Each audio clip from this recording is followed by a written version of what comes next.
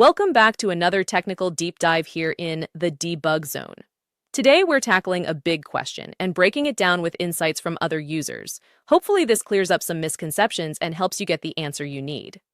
So buckle up, stay a little curious, and let's jump right in.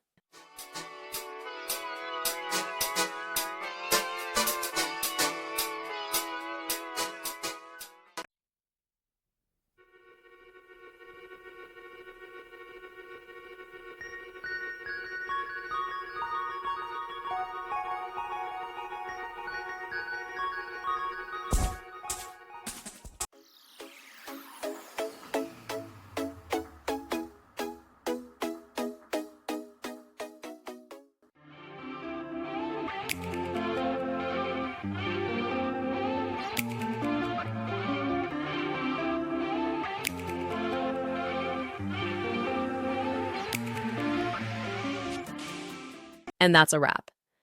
I hope you found the answer you were looking for. If you did, take a second to hit that subscribe button. It really helps out. And let me know in the comments which solution worked best for you. See you next time in the debug zone.